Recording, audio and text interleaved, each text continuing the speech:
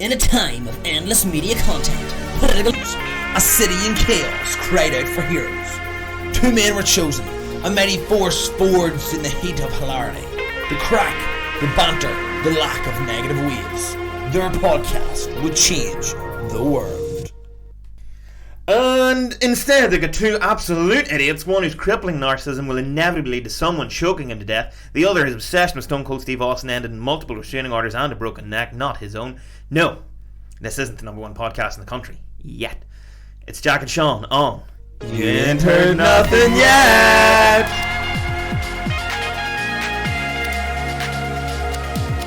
Hello, how's the form?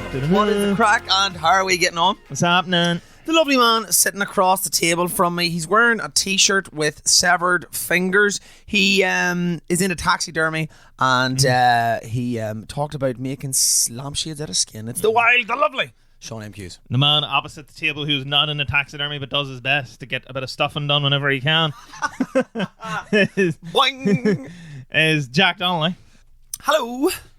And this is You Ain't Heard Nothing Yet. It is indeed. This is our first proper, real standard, non-top 10-ish episode of the decade. It is indeed, We thought we would, let that out and give you those as a way to break in nicely to score year. Score. 2020. Score. You know? What about How's your vision? Is your vision 2020? It's like fucking one eye is like, how do you measure vision? What do you measure vision in? Follow my finger, Sean. No. You know, like when you go to the optician, they give you a rating. Oh, yeah. I assume that's out of 20. If it is, I assume that's how they work. I'm always X-rated. Go 10. No, like I'm like half, like my left eye I think is like half a point.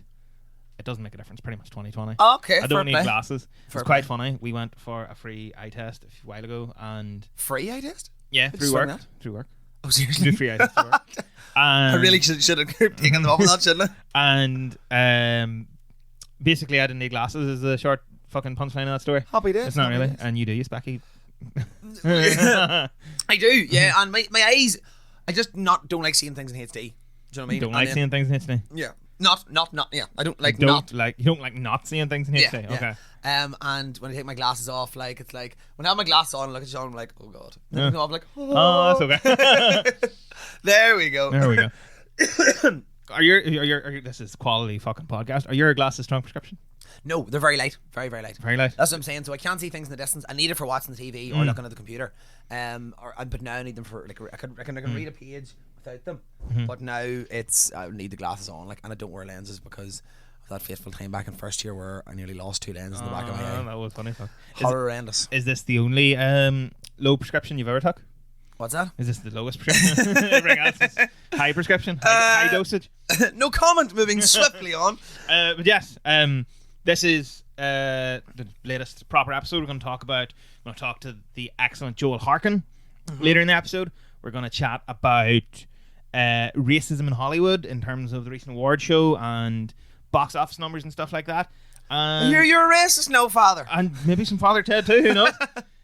Who knows? Because who knows how many takes this will take? Because Jack's hanging like a bat's balls, and I'm not going to tell you how many takes this intro has taken so far. Folks, it's like a week's wash, and I'm not going to lie. It's the struggle is real. The struggle is real. I'm fine. I'm grand. Do you know in what scenario the struggle is real though, Jack? What's that, Skis? I believe you have some hard-hitting breaking news. I That do, is Sean. a serious struggle. Dun, dun, dun, dun. Okay, we all know that climate change is happening and it's a real thing. Okay, it's a bit of a handling. It's a bit of a hammer. Okay.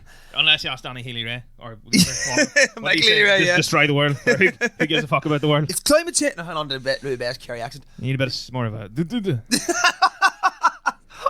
Patch Spillane. much Milan. Anyway, sorry. When we look at the adverse weather all across the world, we're having, it's completely mad. It's completely mad. And you know that we're still in winter, we're coming into spring, and it's Baltic outside. It really, really isn't great. Today is pretty bad, especially. It is. It's absolutely freezing. Now, I'm not always think as green as possible and to, do wee small things. Do you know what I mean? But I'm also a man who likes lighting the fire. It does. You know what I Lovely mean? light in the fire. No, I'm not talking about the fiery feeling of a burning sensation that I've never ever felt before. Or the fire in your loins. My burning loins. Or the fire that you get when you get one of them tests back and they're positive on your loins. Sean, I wasn't talking about that today. And I refuse to comment on such hearsay. Gibberish. Innuendo. Innuendo is right. In your endo. But so for many of us, people especially who are older, or live in, say, older houses. They're definitely people from the country. We're all like a good fire, an Everybody open loves fire. a good fire. Do you know Not what a bonfire. Don't like it. Well, like him on Halloween. Yeah. And, maybe Gay Fox Day. There we go, yeah. So, I mean, although Gay Fox wasn't a bad lad. No, he didn't. He had some good ideas. He's some good ideas, but didn't really work out for him. But anyway, sorry. So about this fire, so like you put the fire on your gaff, and nice open fire. It's class, it heats up the room, adds a like warmly feeling to the house. The wee doggo or the cat lying in front of it. Sean has a dog called Scooby that loves the fire. Lies in front of it, just lies in front of it. Chills out. Stupid fucker will then sit there and pant. Like when you're really warm, your like tongue's hanging out, and you're, and I'm sure everybody's loving me breathing in your ear right now. I was gonna say, Sean, I pity your. And the stupid fucker would sit there and be like, I'm too warm, and rather than leave, he'll just roll over and cook the outside. Cook dog. We're not in China, Jack. We're Sean's in Pomeroy. But no, the fire. What about this? What about the fire? So in England, in the UK, I don't know why it's coming to the Northern Ireland, because as you know, they've only really put the lights back on up in that big house in the hill. So I don't know what the case is, with that. But in England, you're supposed to now, they're not going to let you use coal, and they're not going to let you use like wet wood. You know what I mean? Wet. So like just like logs. You get like logs you chop down. You get like plastic bags or like those wiry bags, whatever. That's what he meant to burn. So that's the thing. You burn peat briquettes. What do? So you're gonna have to burn stuff like that, or you can't have a fire just to turf. As much as I love turf, see, you can.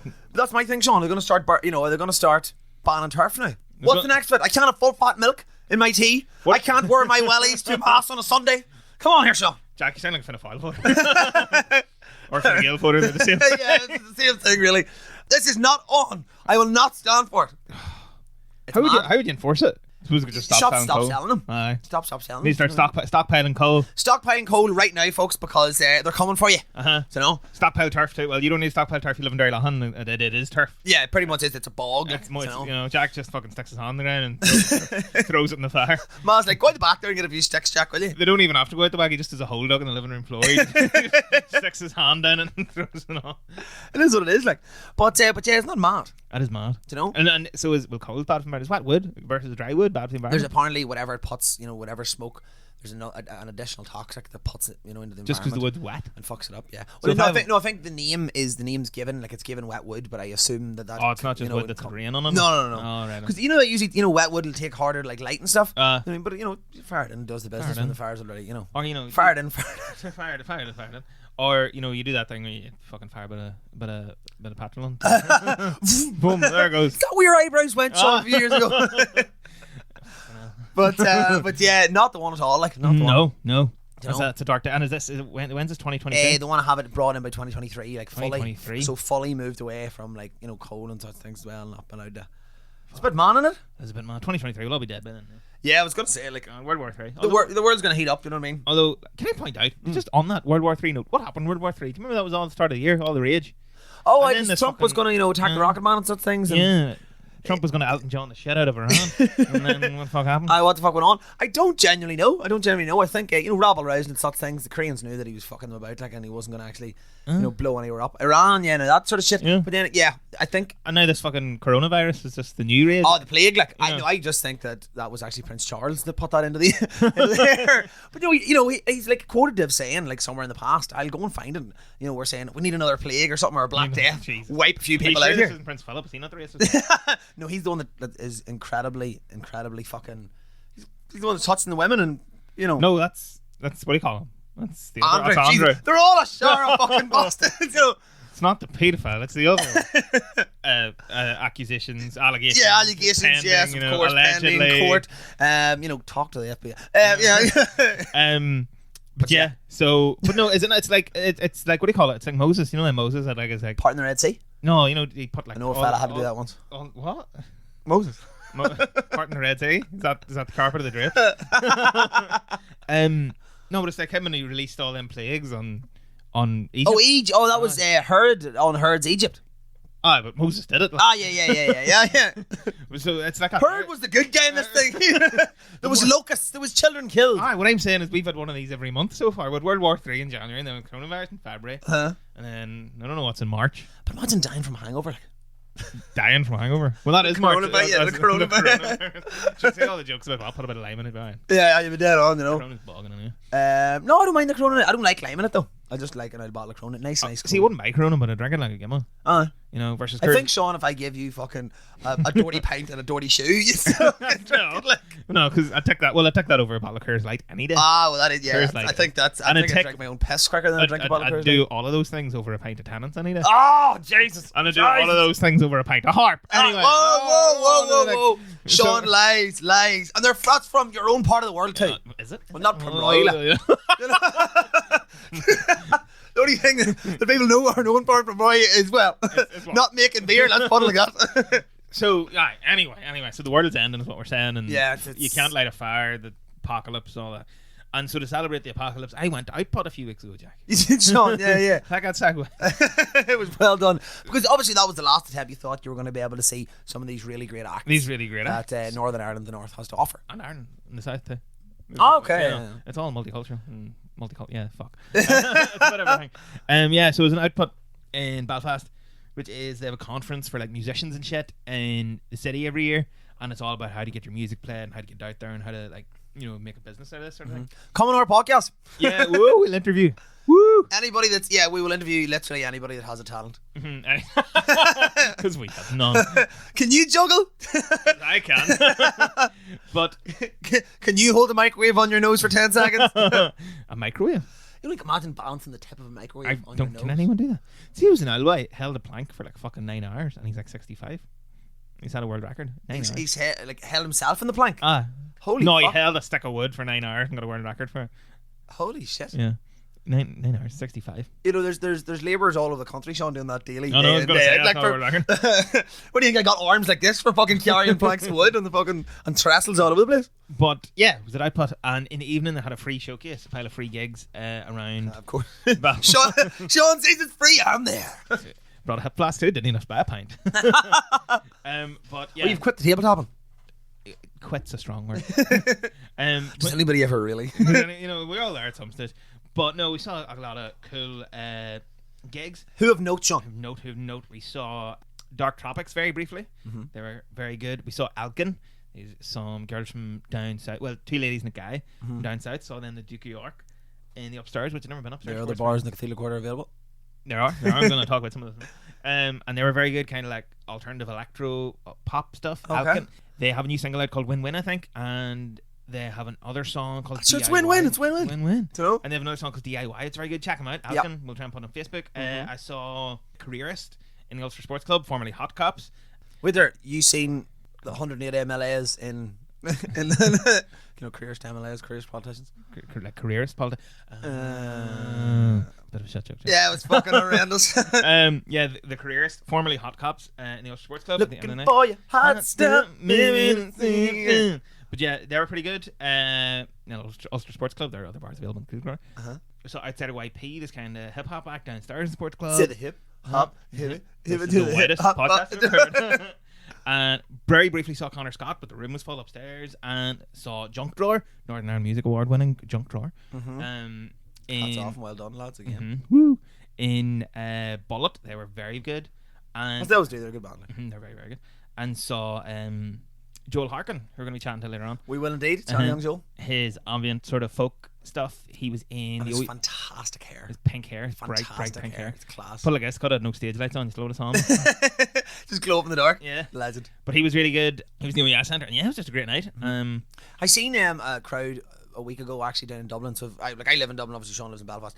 So I seen they were playing in SoundCloud. So there's a band called Toy Girl. Do you remember the band that we seen? Yeah. They're the bassist's mother. Pretty much forced us to go down and see them. She did. But they were very good. I'm glad she did force us to go down and see them. To be fair.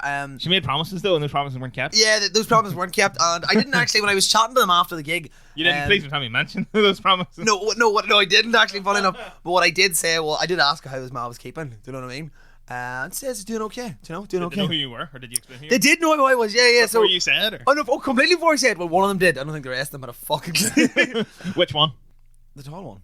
Oh, Jack's not going to be the woman. I don't know their names, like. I know it wasn't the woman. See, that's the thing. There we go. Shut up.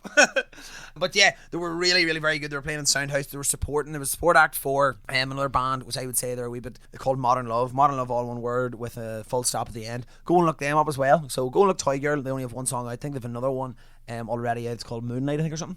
Very, very good. They're like they're a brilliant wee band. They're all like I think around 18, 19. You know, they're all in, uni or faffing about doing their own wee thing. They're like they're very, very good. They're going to be something. Like if they keep at it, I do genuinely believe that. You know, because I'm an expert in. Because you know these things, and you're going to be something, and you know, exactly. You know. Like, go fuck yourself.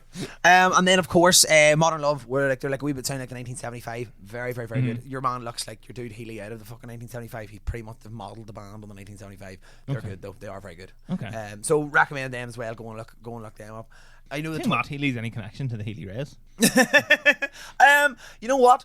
One is, you know, the Healy Rays are obviously like two, you know, Kerry men, you know, Irish through and through, you know, rural backgrounds, and you've got Matt Healy, who is a pretentious prick, who's come from extortionate wealth. Extortionate wealth is Maz and loose women. Yeah, still fucking, you know what I mean? Like, you know, you never know what those loose women are paying for. They're not called loose women for nothing, Sean. I'm only joking. Do you think you know the way you have artists that do albums as a character? Like when Beyonce did that Sasha Fierce. 1975 should do an album where Matt Healy is Matt Healy Ray. Like the long lost, like third Healy Ray. Or fourth Healy Ray, I fucking remember. Yeah, there's a fucking clot for them down there. And he sings in a big thick Kerry. It's all just the same 1975 songs, but he sings in a big thick Kerry accent. With Pat Spillane supporting. Pat Spillane supporting, not just singing Dana songs. That's the But yeah, they were very, very good. Very, very, very good. I'm actually thinking, do I have anything else, you know, on the horizon coming up? Not that I can think of off the top of my head in terms of gigs wise, you know. Do I? Well, not coming up, but the other week BTS released a new album, Jack. I'm sure you're glad to hear. They did. I played them on the show there last weekend. Oh, did you? Blast 106, Culture Club, Jack Donnelly 104. What song you play? On. Did you like it? With Sia sings in it. Yeah, I don't know what the fuck Sia. Have you the non-Sia version? I don't really fucking notice her. I don't know that's his there or not, like, you know. It was. Yeah, the album's pretty good. Right. Hear me out here, okay? So, the album has some good tracks on it. There's a track called There's a track called We're Bulletproof, blah blah. It's all very much. There's a track called like well, la la. UGH. How would you say? UG. Would that be ug or would that be I don't know. Yeah. So give it to me, baby. So yeah, the album had basically what I'm trying to explain that I think you'd find cool. Okay. Is there's great marketing behind it, to be fair. Right. So the album was I think originally meant to be a trilogy. Right. Based on Carl Jung. Based on his idea of psychology. Oh, okay. The shadow, the persona, and the ego, the three aspects that make up a person. With the last year's album being the persona side, the midsection of this album being shadow, and ego being the end of the album. So there's the shadow, ego, and persona. I think it's like the persona is what you present to the world. The shadow is your innermost dark thoughts and feelings you try to hide from the world, and the ego is like your me. Except Jax isn't that quiet. I haven't been able to shut him up for the last 10 years. And yeah, and it's just the album's really interesting. It's kind of like this through narrative about that sort of stuff. And yeah, they changed chart rules as well to try and I think reduce sales of this album. Go on. So do you remember we talked? Who changed chart rules? The UK chart. UK top 40s. Yeah.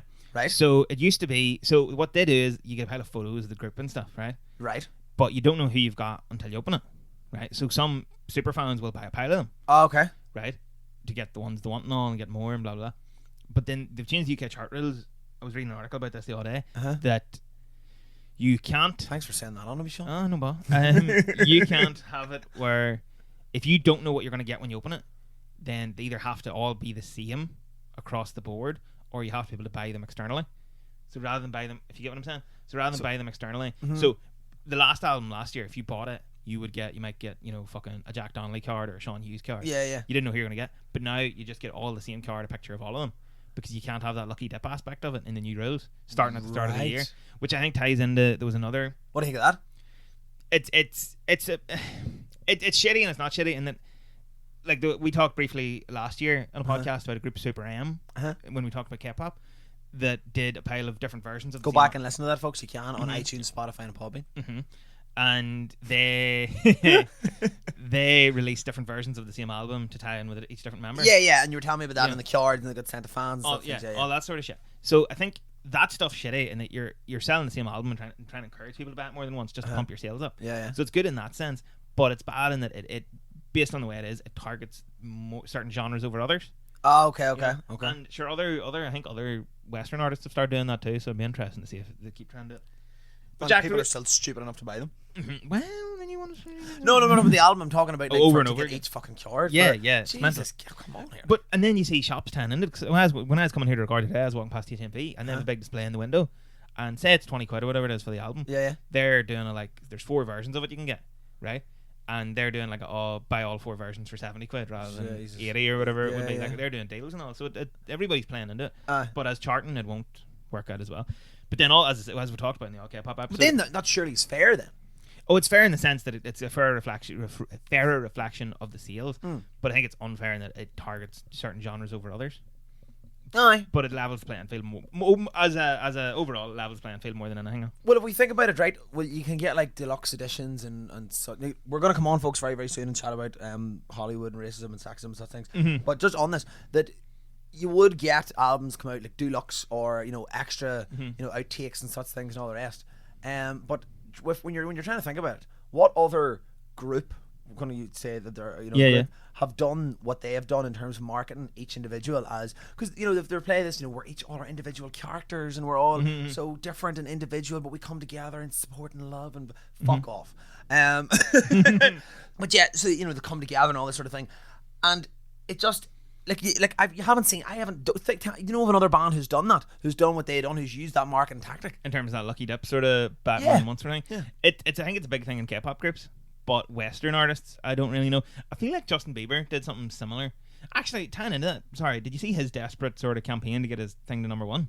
I seen, it's a very, very short Changes, it's called, isn't it? I think that's... Yummy? No, the previous single, a few weeks before. Oh no, the album's called Changes. Yeah.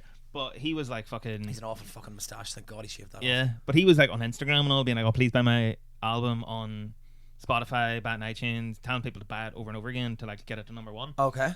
And it's the same thing. But I think he was also doing like pre-orders where it was like you could buy the on his website, you could go on and buy the album, like I'll buy 10 copies to pump up the sales. Right. Which it's not as in a way it's bad, it's worse, it's different. But it's a similar sort of trying to game the system. Oh, okay. So I think there are different angles on it, but no, I know what you mean. I think overall it levels the playing field more than anything. Changing them rules. It's a shite song. It's too. fucking horrendous. It's about his woman. Well, she is yummy, let's be fair. She's a very attractive lady and she seems lovely. Like, but do you know what I mean? But yeah, so yeah, BTS and Yum, check it out, Map of Soul 7. I think it'll be the last one they do with all of them, because one of them is pretty much the age where I have to go do is compulsory military service, which we also talked about in our K-pop episode. Yeah, and definitely go and look at that. Also go and listen to the new Tame Impala album. Absolutely brilliant. Go and listen to it. It's I like it, but I think that the singles that are already been out pretty stand out, like, to be fair. I'm trying to think, there was another album I wanted to talk to you about and I just skipped my mind. And it's not the BTS album. It's not the BTS album. I haven't jumped on that bandwagon just yet. What was the no, that is a bandwagon that if I jumped on, I'll be careering it into a wall. That's it. I give it 3 months. Jack will be in London seeing them in fucking June. Would you like to take a bet on that song? Would you like to put your money where your mouth is? Yeah. Right, so what's the wager here? You think I like don't get me wrong, I have said that they have the odd song that are like, don't know. Yeah. Don't know. Right, what's the wager? You said I'll be on their bandwagon in 3 months. Yeah. So I like their music. I'll selectively choose to listen to them instead of listening to something like, I don't know, the great Rolling Stones, the Beatles, or something to that effect. Well, no. So you give it 3 months. Well, no, that's a fucking serious overstatement, because that's fucking a bit much. What? You're not going to choose to listen to the Beatles. You fucking. Oh no. You would fucking climb up John Lennon's asshole and die if he wasn't dead. Oh, without a doubt. Yeah. And yeah. Right, we'll come back to this bet. Maybe next week we'll figure out. We'll come back to this. Off. No, fuck you. No, fuck you. We need to iron out these terms. I'll get a contractor on it. Okay. But anyway, so yeah, that's what it is. After what we're going to do, folks, is we're going to be chatting next about award seasons, racism in Hollywood, actors, a little bit of sexism as well, directors, and all that there. But firstly, we're going to leave you with some sultry music to soothe you in. Sexual tones. When I get that feeling, No, we're putting the fucking jingle on, Jack. Fuck up. See you soon. Back in a minute.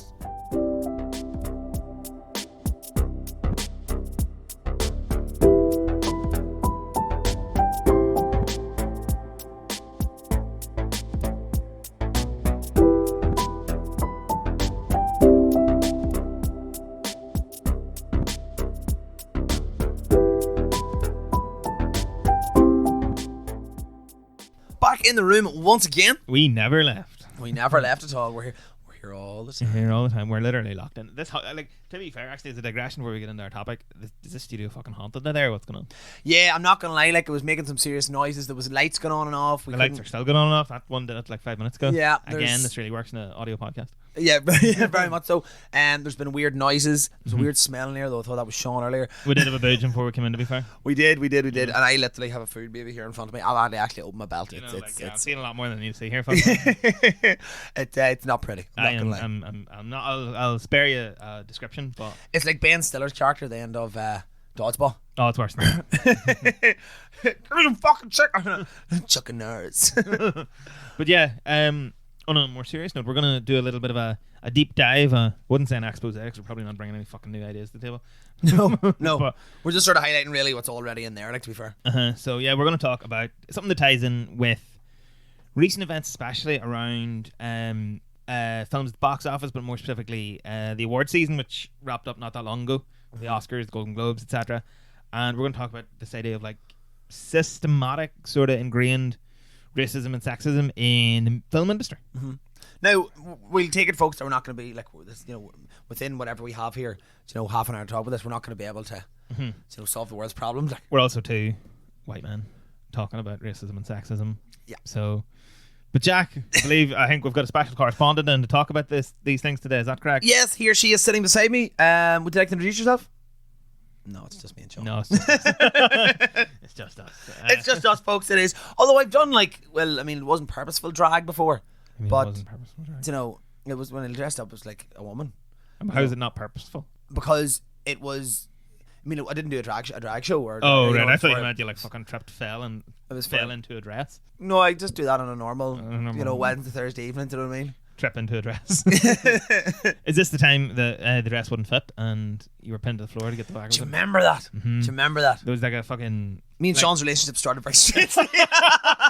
What was it? It was like It was a thrift night. a thrift charity. night. Yeah, you paired off. People bought clothes from charity shop and you'd wear them. Somebody bought Jack this little red dress, but it was just a little bit too little. Yeah. So there was, I'm a big bone fella, lads. So there was three men. ladies. There was three men pinning him to the floor, trying to hold him down with boots while trying to pull his zip up his back. It got there. It did. After zip held out, it was under a lot of stress. It was under a lot of stress. Can But you the- imagine it was a handling going to the toilet? Actually, it wasn't that bad going to the toilet because we were in shorts. I But thought- it was, it was strange, like, I'd say so. But yeah, that's a complete digression. It's a complete Yeah. digression. Jack, Anyway. start us off. What have you read? What are your ideas? So- What do you think? Well, we'll talk about what we've sort of read and stuff. But I think Parasite is definitely something that comes into discussion at some stage. Yeah, we'll come into Parasite literally 2 seconds, but I wanted to just talk about this guy, Clarence Muse. Are you familiar with Clarence Muse? I'm not. Clarence Muse was the first ever black actor. He was also the first ever black actor acting a film way down south. He was also the first person to ever direct a Broadway show. Again, first black man to ever produce a Broadway show. Run a little Chillun. It's called Cillum. But yeah, he was asked about it, and there was blackface is a thing. It was a massive thing. Dropped off slightly in the 30s because people then realised, yes, it's fucking bigotry and it's fucking racist. Do you know what I mean? Most certainly. And did you see the Fashion Week there during the week? No. Right, I'll come back to that in a wee minute. Okay. But yeah, to talk about blackface, actor Al Johnson made blackface popular with characters in Amos and Andy, and Clarence Muse, he said, championed popular comedy, and despite demeaning caricatures, he said that even the show Amos and Andy, and he said this in 1951, at least it moved African American performers to the centre of the stage. He then self-published a pamphlet, and in that he made the inclusion and observation of African American performers that were caught in a trap. There were 2 audiences in America to confront. There was the white audience with this definite desire of like buffoonery and song. So the way that like black people were seen as we're seen as like stupid or there for the white man's amusement. Do you know what I mean? Will see a desire to see real elements of how black people have lived. I mean, which is a thing that I think we have to discuss. I'll just finish the quote. He says, despite the demeaning caricatures, he argued that the programme at least moved African American performers to centre stage. And we can look at what do you call her? We can look at the name. We look at Hallie McDaniel, who played Mama. Yeah. Fuck you, Trump, you fucking cunt. By the way, obviously we've seen like last week before. Jesus Christ. Do you know what I mean? Like Sean, go back and listen to our podcast where Sean reviews Parasite, and we're going to be chatting about Parasite as well on the show today. And like Sean, and I haven't seen it yet, and I do apologise, but Jack can't read. no, I can't read. And Sean has said how great it is, and we just seen Trump there last week. Yeah, just writing it off for being a Korean film, which Lord. I think speaks to a lot of what you're talking about there. In that, because of stuff way back when, like that sort of stuff, it's ingrained in certain people. Yeah. That the other. But and like there's this whole thing of the others, right? And a lot of like black people have acted in the stereotypes. So stereotypes of acting like the clown or the native, or and this is the thing with Mammy, who's in Gone with the Wind. She was seen as asexual, helped to raise young people, raise the family, and then Buck, who was another guy in that, a male, hypersexualized and seen as a threat. Do you know what I mean? Like for like rape or something. Do you know what I mean? So like, Paul, I guess your woman McDaniel, Mammy, was asked, and I'll find the quote here somewhere, but she pretty much says that she was asked about playing these sort of roles. As like servants, and she said, "Well, at least I'm on stage. At least I'm playing the role. It's some sort of representation. Yeah, it's some sort of representation." But here's a question I have to ask Sean, because this was playing on my mind when we were looking at this. Right, the history of black people, especially in places like America, do you know what I mean, is based around slavery. Like it was a thing that fucking happened. So films then are made about that. 12 Years a Slave, which we both can agree is a fantastic fucking film. Do you know what I mean? And other films like that. Where it shows, or The Help in 2012 or 11, you know what I mean? Yeah. So, like, is the argument, like, we still have to create those films, but in my opinion, is it just that we just need to just put, like, black people in just normal films that aren't about their fucking oppression? Do you know what I mean? See, yes and no, because I think, like, take a film like Black Panther as an example, in that it's not about it's very much film that I think ties in with like the African American experience. Was Spike Lee that directed it? It was your man that did. Oh my god, what is his name? He did Michael B. Jordan, that other Michael B. Jordan film. Leave that with me. Yeah. But yeah, Black Panther, in that it's a film that is very much ingrained in like this sort of African American experience, but it's not about the repression. It's about representation. It's not. It's about you have young African American kids who are able to watch a film and see a superhero that looks like them, Yeah. But I think it's because there is that inbuilt repression through decades and centuries of history. Tyler Perry, Ryan Coogler, who did, what do you call that film? Something Junction or something like that.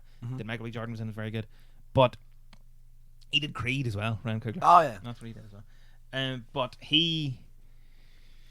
Or not he, sorry. But yeah, this idea of representation of, I think, because you have that history and so much of it is hangover or, systematic, like, cultural expectations built in from generation to generation, that there is this sort of playing field that people see as, they accept the norm, and the norm is that the standard action hero is, a 20 to 30 something white man, and is that because the foundations of like what we would think, and you're maybe correct me in this, is like Superman and Batman?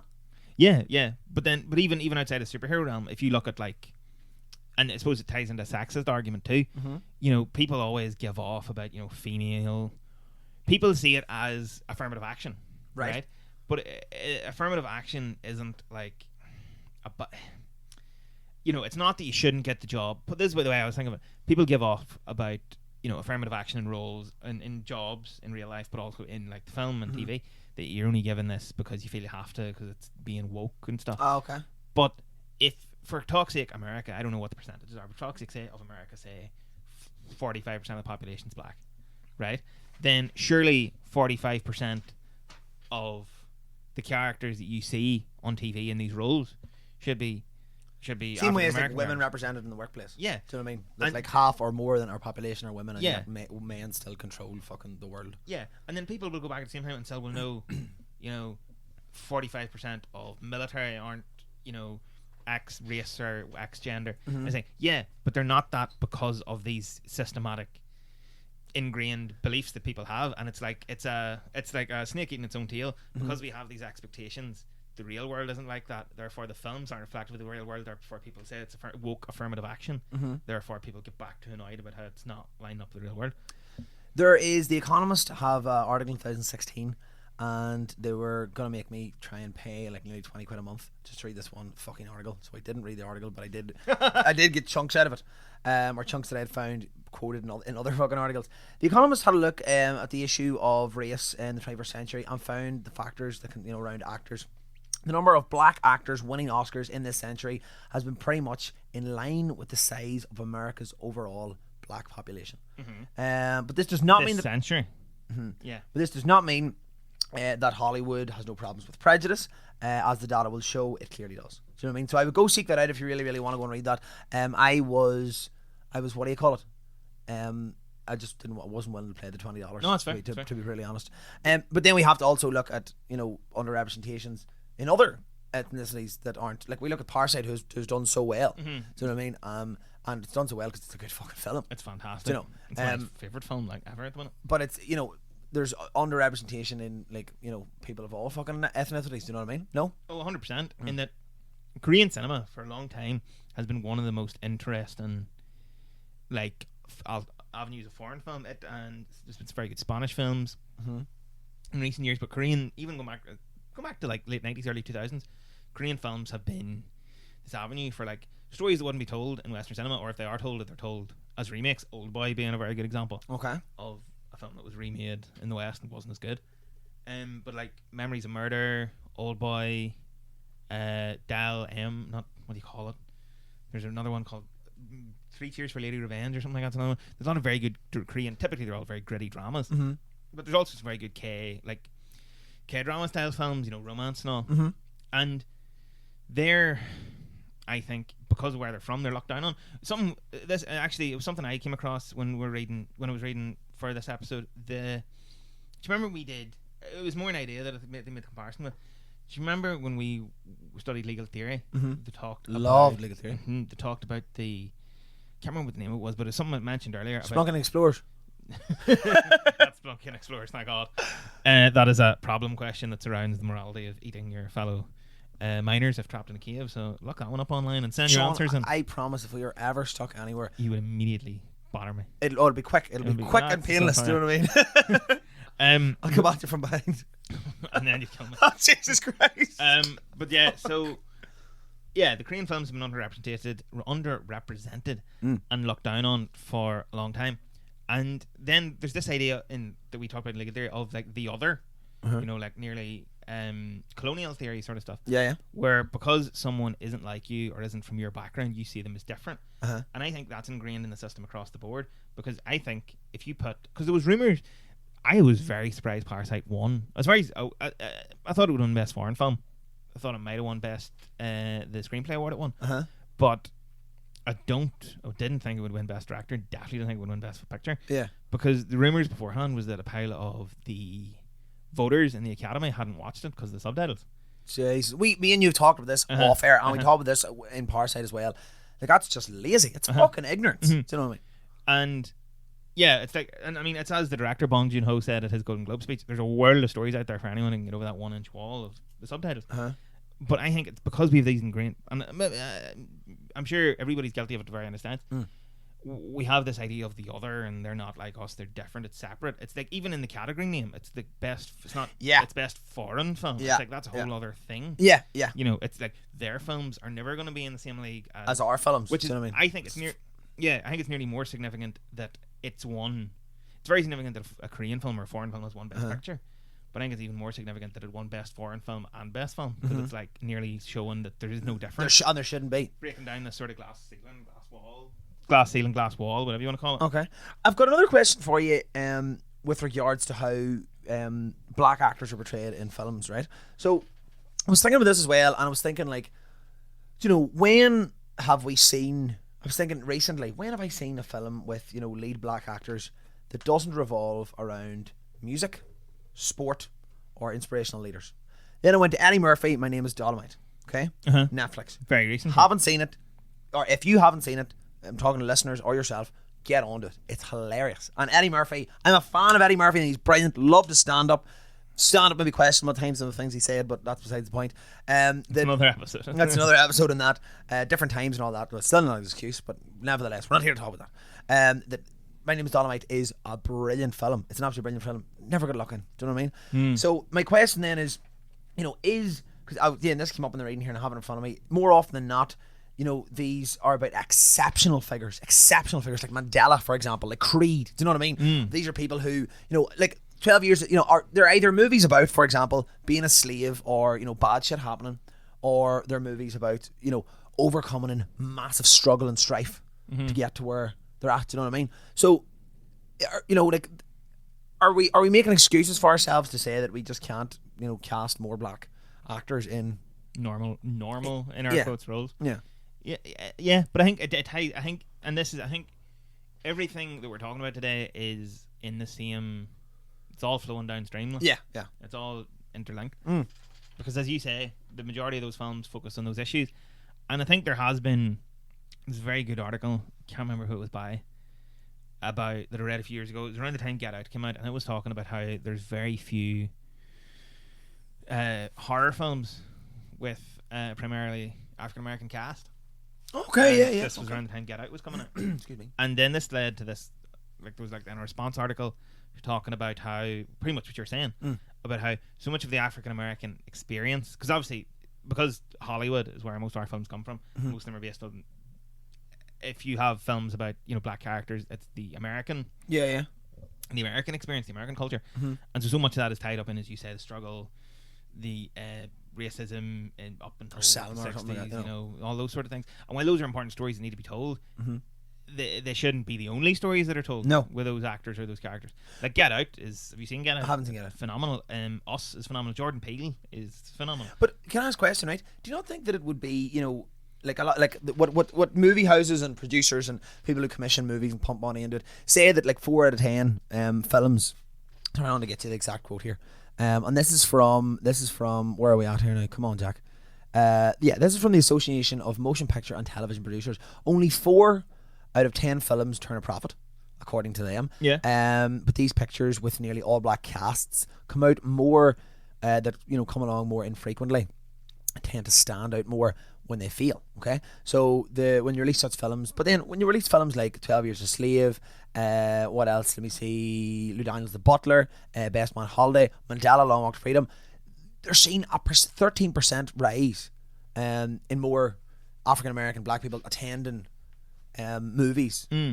So is it not in the best interest, or are they scared of losing their white audience, the white audience that don't think that there's a problem? Because there's a lot of people, good people who just don't, and let's be totally honest, like me and you weren't always taught, we decided to take up this because it's the thing that's been talked about now. So I know what you mean. Is it like, if that's the stories people want, why should you divert from that? Exactly. Because it's the example I keep coming back to, because there were so many things you saw around the time of the release of that film that I thought were hugely touching and hugely significant. There were Black Panther, there were teachers taking their kids to see it. There were you saw kids just like being so buzzing that there was a superhero that looks like them and stuff like that. And I think that those stories are all hugely important, but I think that kind of response is important in this it's kind of what Joaquin Phoenix talked about at the Oscars in his speech. Not the BAFTAs, no? Oh, the BAFTA, sorry, yeah, his Oscars was his vegan stuff. He was going through them all. He was giving them all a wee tick off, But it's kind of what he talked about at the BAFTAs one. He was saying about how maybe he hasn't always made sure all his sets are super as inclusive as they could be and stuff like that. But when it's so ingrained as it is, it's not that we have to re-level, bring everybody to the same level. It's that we all have to move on as together, and as part of that is going to be normalising it. I don't like. I think the statement that people don't see colour, I think that's a problematic statement in a lot of other ways. But I do think that I don't like the phrase "people of colour." I fucking detest it. In fact, because everybody's a colour. Yeah. Regardless of whether you're black, white, really tan, not tan. You know what I mean? Whatever you are, But I mean, people who are like, "Oh, well, I don't see colour." I think that's problematic in other ways, because it's not. It's yeah. Fine, you're not racist, and you're not going to hold that against anybody. Your skin colour, which you shouldn't, 100% not. Yeah. But you're also then kind of overlooking their experience, because they've come from somewhere different, based on they might still encounter racism in their day-to-day life, and if you're saying you don't see colour, you're like erasing that essentially at the same time. But so I think it's problematic. It's a bit problematic to say that the industry going forward shouldn't see colour. Yeah. But it should diversify what all, like, you know, we should be able to have actors regardless of their skin color playing these other roles. Because to tie into what you said previously about the Oscar population and win ratio, in the history of the Oscars, right, I looked these records up last night and did some counting. Right. 10 black men have won the top 2 acting Oscars, as in best leading and best supporting. Denzel, Jamie Foxx. They're in the 10, yeah. Okay. And then 9 women. So that's The lovely Halle Berry has to be in there. she. I fucking love Halle Never Berry. heard of the film. I meant to make a note of the name and ask you what it was. I've never heard of it. She's in one of James Bond movies. She definitely didn't win for that. She Tomorrow. definitely didn't fucking win it for Catwoman either. Holy. Oh. I have seen Catwoman a long time ago, but yeah. Shite. Oh, seriously? Shite. Not the one. Shite. Catwoman is terrible. Halle Berry's very good though. But yeah, so that's 4 awards that are given out essentially every year for the past fucking 80, 90 years. And so what? That's like nearly 350, 400 times. And of those, just about 20 were given to People who weren't African American actors. So, you know, yeah. the ratio 100% this century. And the numbers don't usually lie. Numbers don't lie. 100% this century, and 100% we're moving in the right way. But that's why I draw to bring it back to that Joaquin Phoenix quote. It's not something that there is steps being taken to rectify, but until the industry as a whole changes its approach systematically and we move forward in a very different direction, it's gonna always just be a wee bit off. Yeah, well, be. all 20 nominations at the BAFTA Awards in acting categories were white. You know, he says that I don't think anybody wants handouts or preferential treatment, although that's what we give ourselves every year. Do you know what I mean? So there's definitely elements of what he's saying is true, but where was there something else? Yeah, do you remember I was chatting about Eddie Murphy there? I had to bring this up to you as well because there was a little bit of controversy. Eddie Murphy fell off there for a while. He did. Do you know what I mean? So in 1988, he was presented with the Best Picture category, and he made an impromptu speech where he felt the awards were racist. So this is in the 80s. Eddie Murphy was saying this, stating that only 3 black people had won the award. So that's linking to your stats there and stuff, you know. And there were many speculations why Eddie lost that award to Alan Arkin that year. One being that he made Norbit. You ever seen Norbit? Yeah. I thought it was shite, but it was funny. I enjoyed it when I was younger. Yeah, I wouldn't watch it now. No, definitely not. But you say, people say that, you know, it was around his comments. This is what he said: the troubling thing is that there are only 2 black actors in this year's Oscar competition are cast as domestics. So similar to that sort of slaves, house workers, that sort of thing. Kind of what they talk about thingy in Django. Yeah, exactly. Yeah. Yes, exactly. Like house slave and that sort of thing. And would probably have not found meaty story roles in other films, you know, passed on, like for example, The Help. This brings to mind the first ever winner, which is your woman Hattie McDaniel. Yes. Who received her award in 1940 for portrayal of the loyal maid Gone with the Wind. And then this is what I was saying earlier. She famously said that she would rather play a maid than not be in it at all. Do you know what I mean? So I mean, I don't know. Do you know what I mean? Oh yeah. Eddie was beating that drum in the 80s. You know, well, start of the 90s. You know, and you know, people weren't even you know, when you look at the numbers, you can't fucking lie. Yeah. And is it because that the people who are voting are white men? Yeah. Because you said a lot of them didn't want to even go and fucking watch part. You know. Yeah, which I don't know how true that is now that it's won. Yeah. But Parasite is fantastic. And I know so much. But as I said, because Hollywood, so much of this is wrapped up in the African American, the discrimination in terms of that aspect of things. But it's reflective across the board. You know, Bollywood films, I think I get the feeling they're locked down on from Hollywood in America. Korean cinema, as I say, some of the most interesting stuff, but they've hit a glass ceiling prior to now. Asian filmmakers, Japanese animation, it all struggles to break through because the Academy. I want to break free. All of them are. Who sings that? Queen. Fuck, forgot. Jesus. Yeah, and then the Academy are all old white men. Well, not all old white men, but who was that? Oh my god, there was an article I read, and it was somebody was saying that their uncle was on the Academy. This is somebody who now writes for Variety or one of those. I wonder how you got the Variety job. And they were saying about how they'd send out the different films, screeners movies for the Academy nominees. Okay. And how there would be so much more pomp and circumstance and push behind the films that had white leads, but the standard expected leads. And the way he worded it prompted this thought in my head. Right, the system is flawed. Correct. Yeah. Okay. In terms of the way we present these characters, these people, their stories. And what we as a culture expect to see on screen as these characters and these people and their stories. But is it so much more ingrained in terms of the stories of our society, in that is our society, because of where, like, think for example, in the simplest terms, so much of what you see on film are adaptations. Yes. All the Marvel films, Star Wars, even to a lesser extent, you know, they're still riffing on the older films, stuff like that. The question that I'm trying to say is it more that the culture we live in, because it is so deeply ingrained and at its foundation had these historical, you know, racist issues, are we still trying to overcome that? And as a result, are the stories we tell still reflective in certain ways of those older standards and stories? If you get what I mean? Because we're still trying to get over that. Yeah, or Where there's a little bit of, see, that's still in like the society's DNA somewhere. that's the way it was. Yeah, and it still bleeds into the story somehow. Because even the Hollywood, which is allegedly so progressive, as we have discussed at length for the last like 15-20 minutes, still encounters numerous issues with racism and systematic racism. Yeah. So your penultimate question is this a hangover of a societal hangover? Mm-hmm. Do you know what I mean? Is it deeper than Hollywood? Is it deeper than Hollywood? Is it deeper than the film industry? Well, put it like this, like, you know, somebody once said to me that, you know, nobody grows up racist. You know, you're not born racist. You're not born racist. You're not born racist. You know, you're not born homophobic. Do you know what I mean? You're not born disliking somebody that's different to you. It's context to what you're brought up in. Do you know what I mean? So, I don't know. Maybe because we are, I don't know. Maybe, but yeah.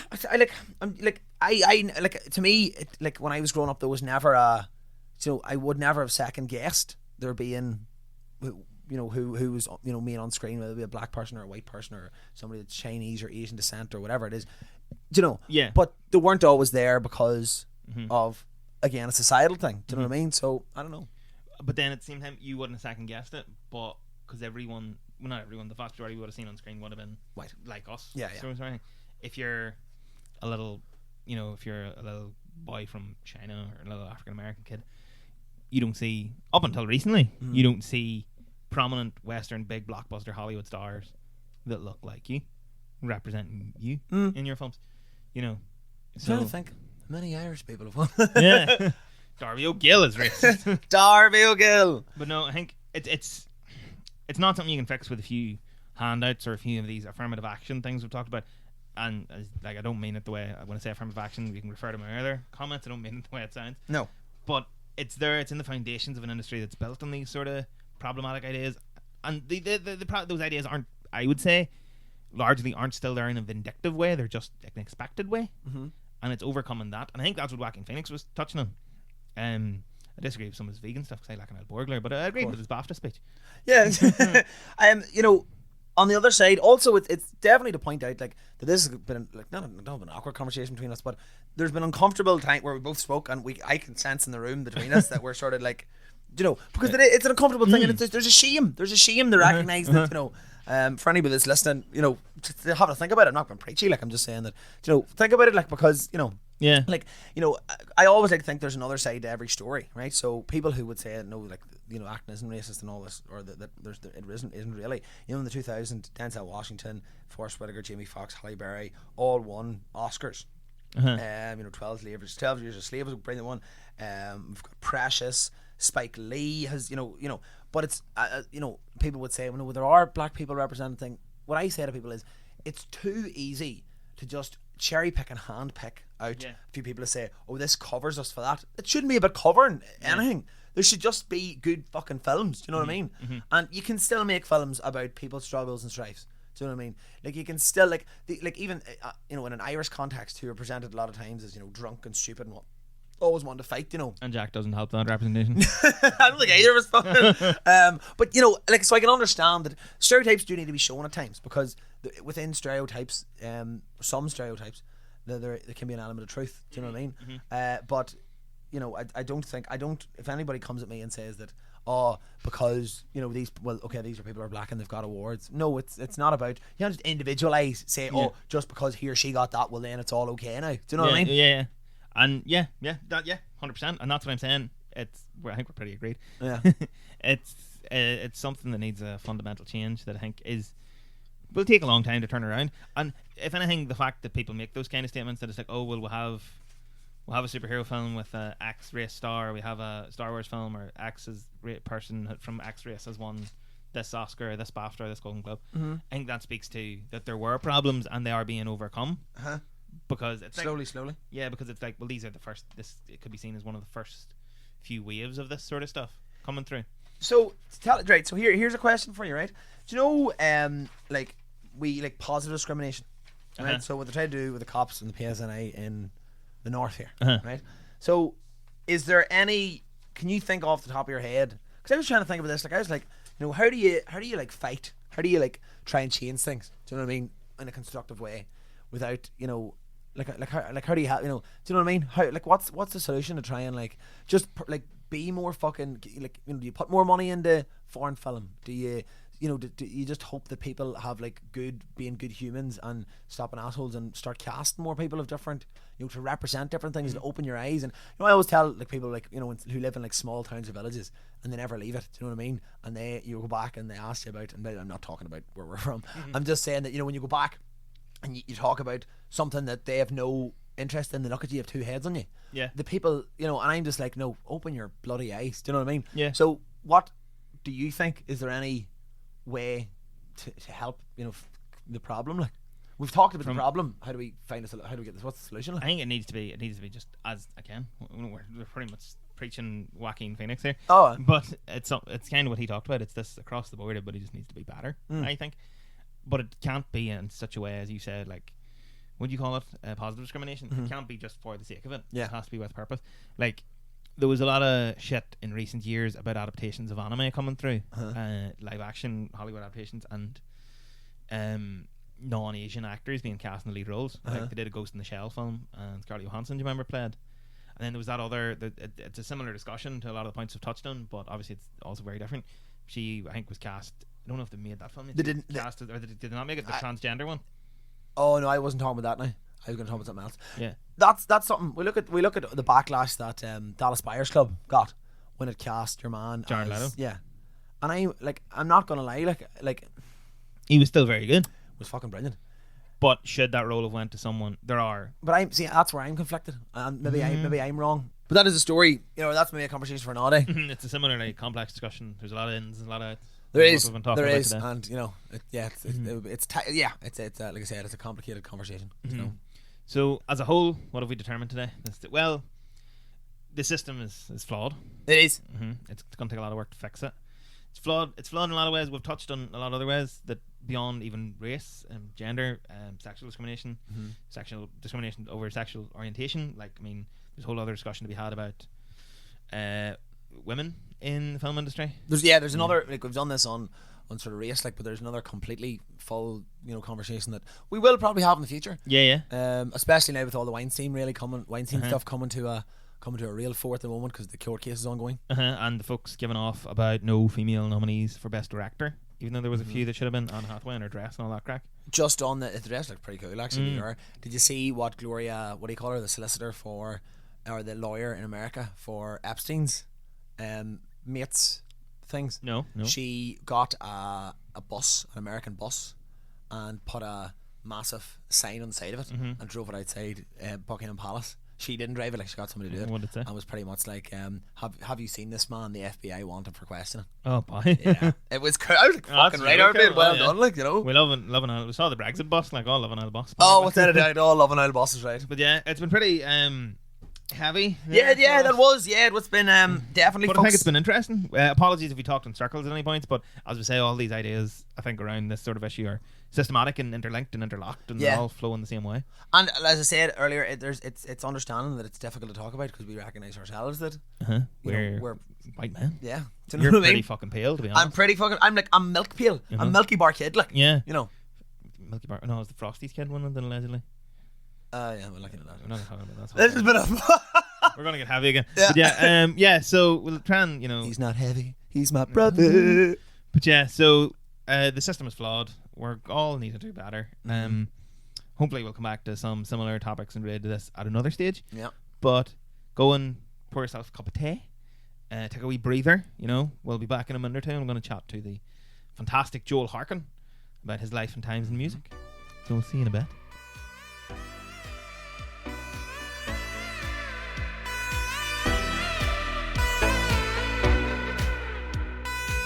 So we are back in the room once again. The lovely Joel Harkin is in front of us, and he has decided to come in and have a wee chat with us. God God help us, right? What's crack, man? How are you? All good. I'm surprised that you're originally from Donegal. Aye. I'm surprised Sean let you in the building, to be totally honest. No issue with Donegal. Sean wouldn't be a fan of the county. The Donegal, the GA, Donegal and the GA. And what's wrong with Donegal and the GA? No, Donegal and Jack, he's between me and the door. Like. I can't get out past him. I definitely think at one stage that Sean had Jim McGuinness's face on a dartboard. To be brutally honest. Like, what's you your know? views on Jim McGuinness? Hey? What's your views on Jim McGuinness? I don't know anything about sports. See, that's why I immediately It's went. literally just the county in me. Yeah. Or like, what do you want to call? Anything bad about Donegal? Is there anything bad about Donegal? Oh, why? Fair enough. But nothing that you're willing to disclose at this. No, that's not what we're here for. No.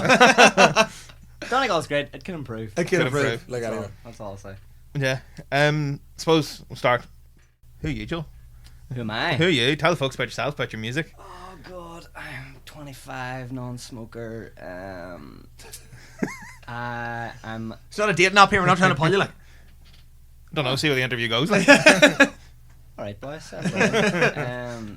I describe myself as an alternative ambient folk singer. I sing sad songs. I tell stupid stories. That's the vibe. I was going to say that because I remember seeing you last year in the Spaniard, and what I loved about your set was that the songs were sad and melancholic and they had meaning behind them. But in between each thing, you were witty, you were funny. Do you know what I mean? And it seemed very, very effortless. And I commend you for it, man. You know. Thank you very much. I think the whole thing with that is like I enjoy doing that. I enjoy like storytelling, and I think it's that kind of tradition, that one of the Irish traditions that I really love, and I wanted to work that into the set in some way. So that's number one. Number two, you can't be a miserable bastard the entire time. Loads of people can do it. I can't do it. And number three is that I hate going to a gig and seeing loads of songs that I like, and I'm like, this is amazing, but it's just like listening to the CD because there's no chat. It's just like they play a song, then they tune up and they wait a second and say nothing, and then continue on. And I can't think of anybody off the top of my head, but like I like it to be its own experience. I like hearing a bit of chat, and so I try to not have any dead silence in between songs, because my guitar, me and my girlfriend built ourselves, so it doesn't stay in tune. So I need to tune after every song, Right. back into standard, because by the end of a song it's like kind of slightly out, and so I'll constantly have to tune, and so I have to constantly have to talk. Right. The reason why I loved it is because I love trad music, and they do that in trad a lot, where they'll explain after each song, where they heard it from or the story about it, and it builds it into, as you were saying, like an experience as opposed more just going and sitting and watching or standing and watching, somebody who you really like. Yeah, I think as well it piques interest, where if you have a crowd that are maybe it's a gig in a pub or something like that there, and it's not the norm that there's somebody there having a bit of a sing song, but if it is, it's kind of background music. It's nice to kind of here's the story, here's what it is, and if there's something a bit funny in it, perks people's ears. All of a sudden they're interested, and you might get more a more listenable, if that's a word, crowd. A crowd that is more inclined to listen to you. Yeah. Which I enjoy. I enjoy being listened to. I'd say so.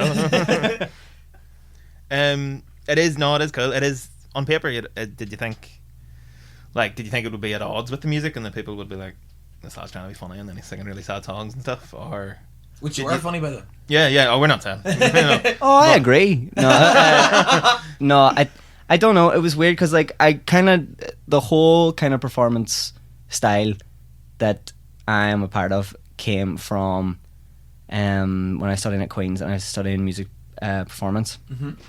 And you go in every week and you play your songs and you do your performance, and you act like you're performing a real gig. I suppose technically you are, but it's part of a class setting.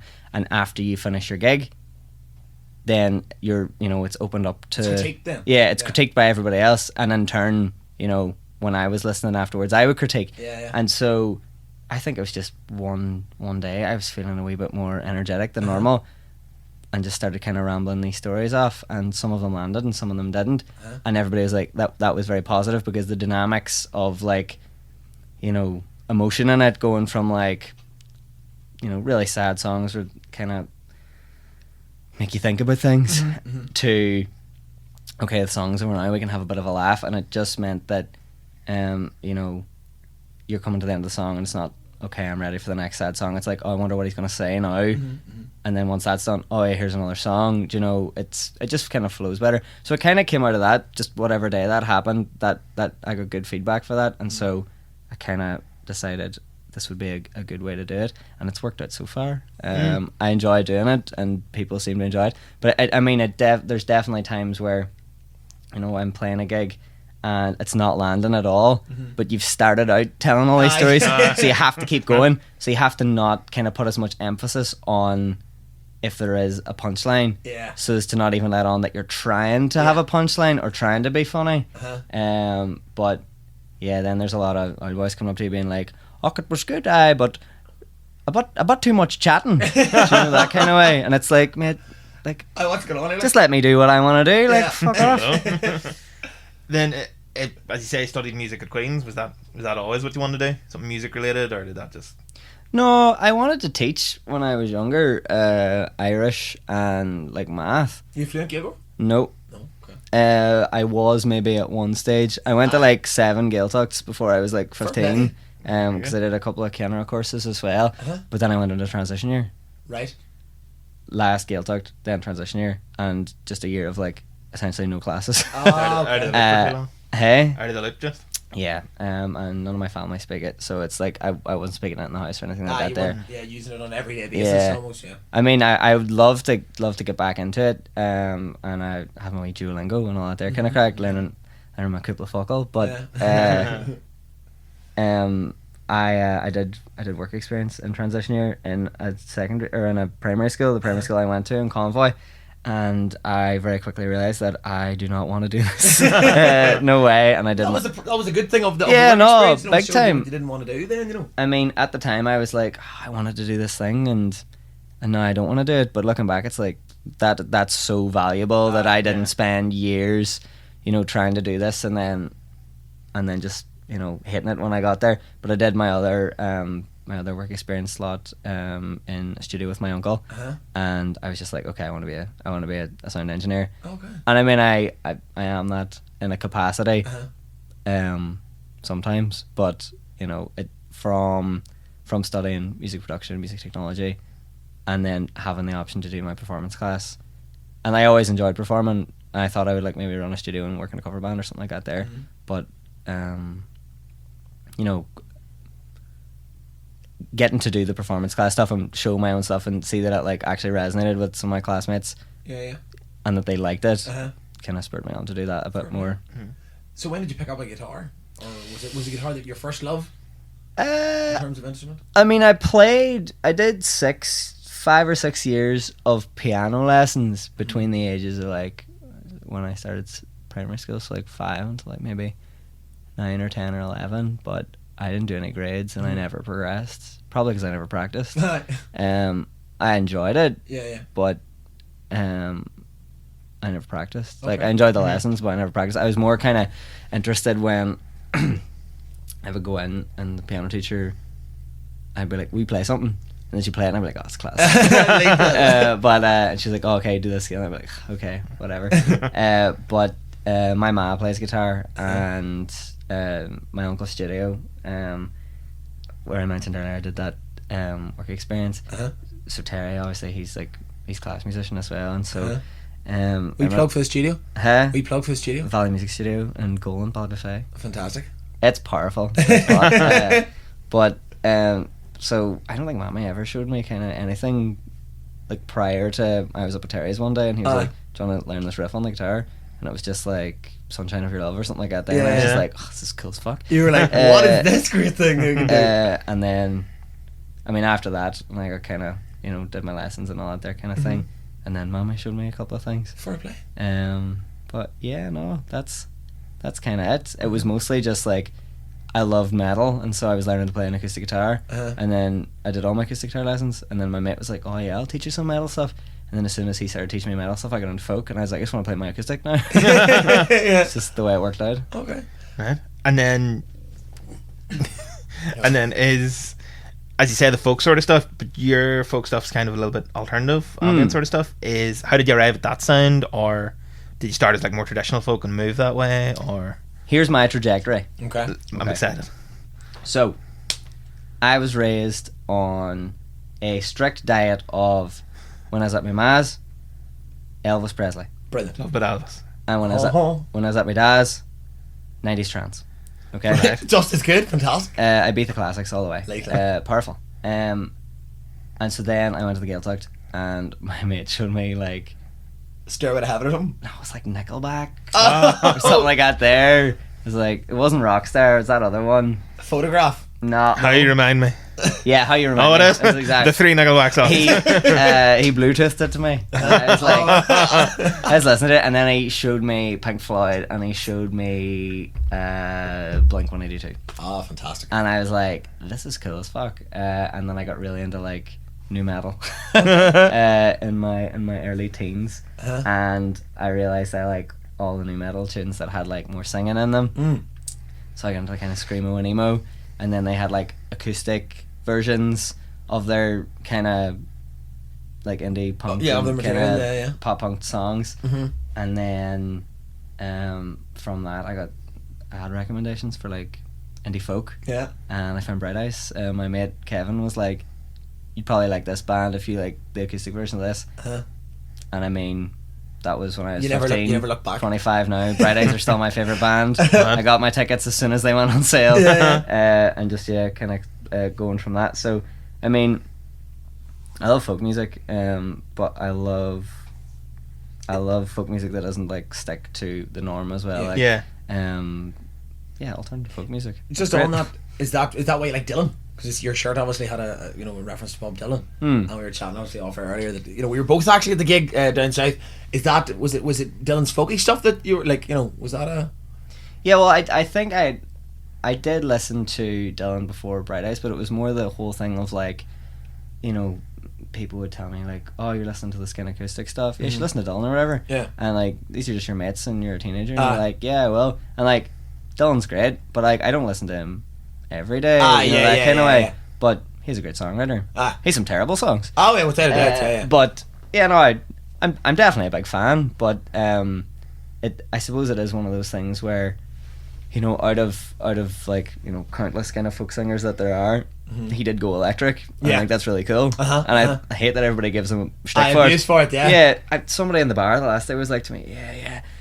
Dylan sold out. There's he all this sold shit. in. He gave into Vogue, man. And I don't even know what that means. But he's like, yeah, he picked up an electric guitar. It's a fucking sin, folk music. And I was like, fuck up. Yeah. Slide on, like Obviously, I didn't say this to a customer in my mind. Yeah. I think obviously instrumentation is important, and it does kind of play a big factor on the sound. But you can have an electric guitar in folk music. Yeah. That's fine. Yeah. You can have a synth in folk music. That's fine. Yeah. I think. Mix it in. Why not? Yeah. Yeah.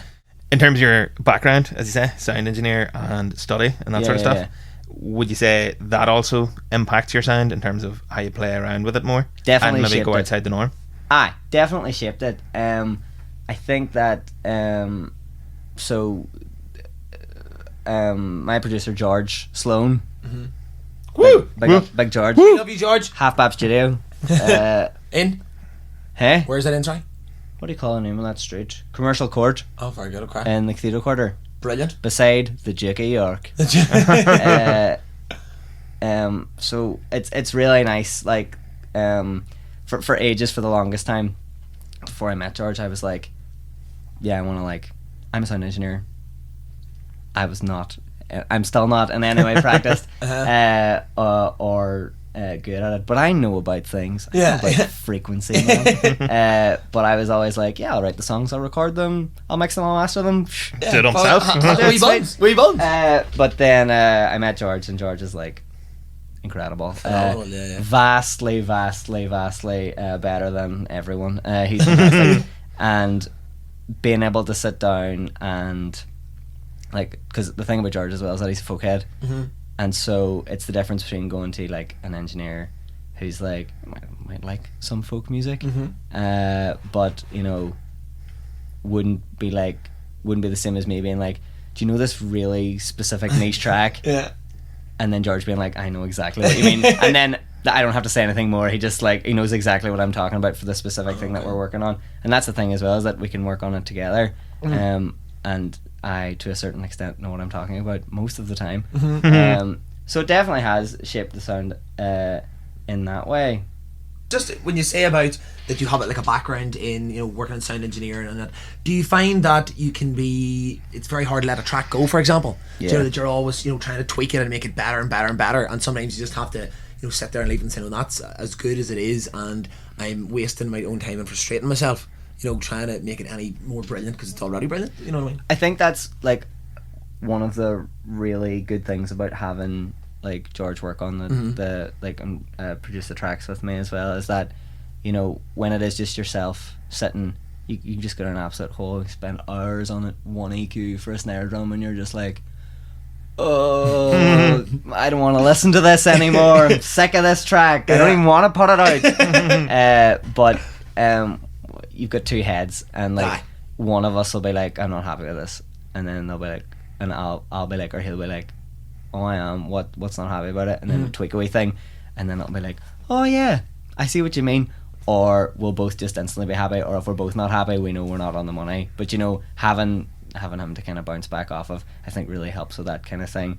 I don't think I've got bogged in like the whole album so far. We haven't got bogged down in anything. We've definitely taken tangents where we're like, let's play with this delay for 40 minutes, and then we look at our clocks and we're like, Fuck. shit, right, okay, let's get back on track here. But no, I've throughout making the album that we're currently making, I've just enjoyed the whole process. I think it's been, I've never felt like, oh, I need to stop doing this track right now. Some of our session musicians maybe felt that about one specific track, which apparently doesn't make sense in music, but I don't care. I like it. So, but no, for me, it's been cool. I really enjoyed it. So, like, what, you know, you've put out some music. What do you write about? What if, for people who don't know you or maybe haven't heard some of your stuff, you know, do you, like, what's your, are you influenced by the world problems? Are you influenced by, you know, when you're writing, for example, or is it just as, you know, mundane everyday life, or, you know, what do you draw on?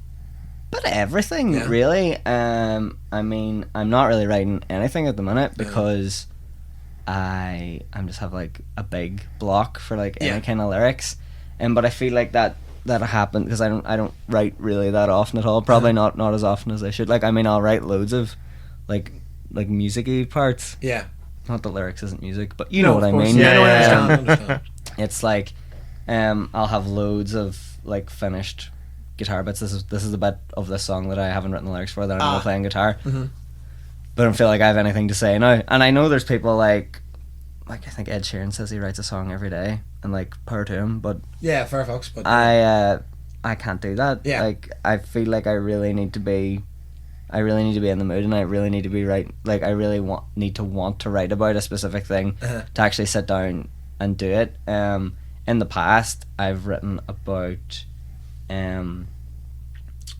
just like regular just life, normal, like going on holidays, and we all love going on holidays, like stories that I've kind of come up with in my head, or have this song about some of the characters of the 1991 classic My Girl. You know some of them characters sung by a bee. Yeah. Meeting some of my mates from real life.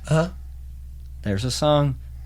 More recently, maybe just because I've kind of become more interested in current affairs, I'm writing about housing crisis and in the south of, well, I suppose, you know, housing crisis and homelessness is everywhere. Yeah. You know, but Ireland, north and south, is obviously in a bad shape at the moment.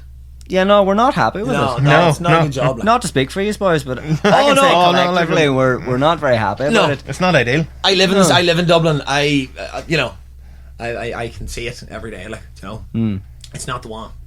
No, you know. And are those, as you said, the tracks to the current affairs? Are those on the album you're working on, or are those? Yeah. Because the songs, I mean, some of the songs were written last year.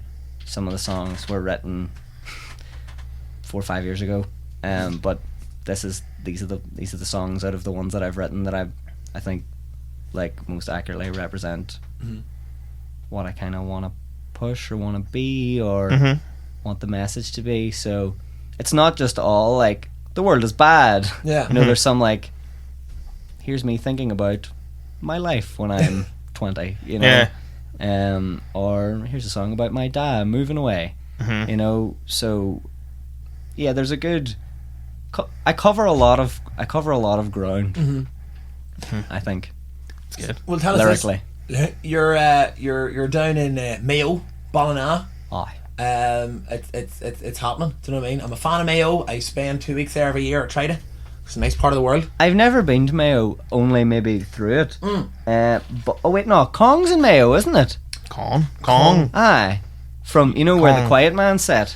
That's right. That is right. Somebody tried, because Other Voices that Jack's going to ask about is in Ballina, and somebody tried to tell me the Quiet Man was in Ballina, and I told them that. But they're wrong, evidently. it's Kong. It's Kong. I've seen the Quiet Man. Yeah. Are you looking forward to it? Oh yeah, big Yeah. time. Fair Big time. play. It's going to be class. I was down in Dingle a couple of years ago. Place I've never been actually, and Dingle is beautiful. You know, I've seen photos. Obviously, like I've never been to Dingle, but It's class. Yeah. I went as a Wayne. I seen Fungi. Deadly. He was jumping out of the water. Class. Was down a couple of years ago with this other band I used to play with for Foresters from Donegal. And got to do that whole thing playing session guitar. It was amazing.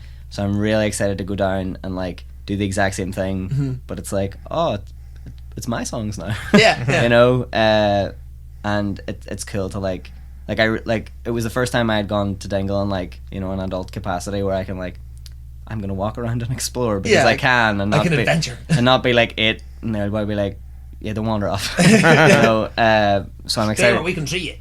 Big time. Yeah. So I'm excited to be able to go and do that in Ballina as well. And I'm going down a couple of days early because I have holiday time to take. So me and Deirdre are going to go down a few days early, go for some walks, have some hot ports, Fantastic. read our books. It's going to be very enjoyable. Okay. Delightful. You know, and I'm excited to just like walk around and see bands as well. Like it's cool. It's like, I suppose it'll be like how Output was, except across a whole town instead of just like the Cathedral Quarter. Concentrated in one small Yeah. area, I suppose. Yeah. But yeah, no, it's gonna. If it was anything like it was when I went a couple of years ago, it's gonna be powerful. Like. And I got to ask you, do you get nervous at all before gigs or anything like that? Oh, why? Yeah. Big time. I used to book before every gig, Seriously. and if I didn't book before a gig, I'd be even more nervous because they were like, "Oh, I'm gonna book on stage." Like, Oh, no. but Never happened, did it? no, came close a couple of times, definitely. But no, I'm not as bad as I was, definitely. I don't know if I'm just like getting cocky with it now because I've just played more gigs, but Yeah. I don't feel like I'll book on stage in my life now out of nerves. Maybe if I'm sick or something. Yeah. But not out of nerves. I'm still nervous, but I was not like, as nervous. because I've done a bit of acting and stuff as well, so I always think that a wee bit of nerves are good. Do you know what I mean? Oh, know, have you? I have. Oh, what can I say? Do you know what I mean? I'm waiting for Hollywood and Spielberg to give me a big call up. You know what I mean? Power to you, man. Fair play to you. But that's what I'm saying. Just around, do you know, like as a sort of as a coping thing? I mean, just on that sort of whole nervous thing. Is there anything, you know, is there anything that you do to deep breaths, or is it just fuck it? You know, get up and you just have to jump in. There's a great video on YouTube called 5-Minute Vocal Warm Up, and the guy in it has a lovely accent, Right. and I don't even know what he's saying. I know what he's saying when he's like la la la la la. Yeah. But if Yeah. you just type in 5-minute vocal warm up on YouTube, it's like the first result, and he's just like lip roll up, and I do that, which is like good for my voice, yes, but also it's like, okay, this is exactly what I do every time now before I play, and it kind of, you know, puts you in the mindset of I'm ready to scream at the audience now. You know. And then, well, Output a few weeks ago. Played there. Is that your first time playing Output? Yeah. Is that correct? How was that? Was that exciting, nervous? It was lovely. 'Cause I've been to like every Output, like in the capacity of like going to the talks in the morning since it started, and all, like I've only been to the showcase in the evenings maybe 3 or 4 times, just things like, you know, you get the morning off work, but you can't get the evening off work. Or Yeah. the first time I went to it, I was coming back home because I wasn't living in Belfast at the time. I was coming back afterwards, so go to things and then you have to go home and can't stick about for it. Yeah. But it was lovely that, like, just for myself, for that kind of, to see a kind of trajectory or a journey's the wrong word, to see Progression. There we go. Sean the wordsmith over here. That's hard. Round of applause. Oh. A progression of, here I am starting out, I'm going to some of the showcases, I don't know anybody, I'm going to the showcases, I know loads of people here, there's all my mates, some of them are playing, some of them are knocking about, to, I'm getting to play. I've wanted to play at it for so many years, and so it was so nice to finally get to do that, and it was so enjoyable. What is the process for selecting artists? Do they just ask you, do you want to play? Or Yeah, it has been that for the past all of the past fight, but I think this year they did have an application for one of the stages, but I mean, I put in for it and I got asked to do it. I don't know if it was through that or just through regular. They didn't tell me if it was. You were happy enough. You were happy enough to take it away, saying 101. Yeah. Listen, this is it. I wanted to do it, and I wasn't gonna be like, come here, yeah, I'll definitely do it, but how did I? Yeah. I don't know. Take the money and run, as they say. Do you know what I mean? No, it's just a dream. It was a dream, boys, big time. But no, I was lucky enough to see you at the OEI Centre. You were very, very good. Thank you. First act of... Many acts did you saw? Many did you want to see and many did I you see? wanted to see 11. I seen 9. 9. I wanted to see 6 and saw 4. So I was much less ambitious. I had like the night before I sat down and dead out like my timetable for the entire day because I'm on the Scratch program as well with the OES Centre, the talent development program this year, and so the talks in the MAC started at 10 and ended at 5. But we had a talk at 9, and we had a talk at 5:30, and a talk at 6:15 as well. Okay. And the drinks reception then as well, and then my sound check was at 7. Played at 8, Ding Dustman. and then immediately went to all things. So I was like, I'm doing out a full plan for the day, what time and what it is and where I need to be. And so just sat down and went through every band, and some of them were like, you know, I'm not gonna have time to get to this. I'm gonna try to. I want to go see them. It's a small venue though, I might not get in. And you do get in or you don't get in. Yeah. But I thought 9 out of 11 was fine. Oh yeah, Considering I played good as going, well, like, you know. very pretty good good going. batting average. Who did you particularly enjoy, or who did you think were standouts? Particularly enjoyed Junk Drawer, really good. I had to watch them through a bicycle. You know, the bicycle. Oh, you were over there. I was over, like, I couldn't get anywhere because I was farting about so much and coming in like halfway through people's sets, but just in the kind of interest of seeing everybody. So I just went around the side of the stage and I had to watch them for a couple of minutes Through a bike. between the bike. And Did the bike add anything or take anything away? Or? I mean, it made for a good Instagram story. But they were really good. No White Pittons, as always, are perfect. Problem patterns for class, charm for class. I mean, everybody was Everybody class. was good. But yeah, no, it was a great night. When you say that you're on the Scratch program with OEA, you know, I've seen different talks in there before and all the rest, and it's thank God that we have that here. That, you know, there's, you know, places like that are, you know, helping upcoming musicians. Oh, wow. Can you talk about that at all, or like, you know, what does that involve, or Scratch? Yeah. Cool, yep. So it runs from September to May. There's 4 of us. There's me, Sasha Samara, Cloakroom Q, and Connor Marcus. And just for those, how many months is that? 8? 9? Those 9 months, they kind of do everything in their power to kind of mentor us and propel us in the right direction in each of our individual endeavors. There's master classes, PR workshops. There's they fully fund a recording day for us where we all take a song that we want, and you know, it's not we're all in the one day. We all have our own separate day. Yes, You yes. go into the studio. We went to start together upstairs in the OES Centre with Rocky, and spend a day, record a single, and then they put it out as part of their compilation every year. Oh, okay.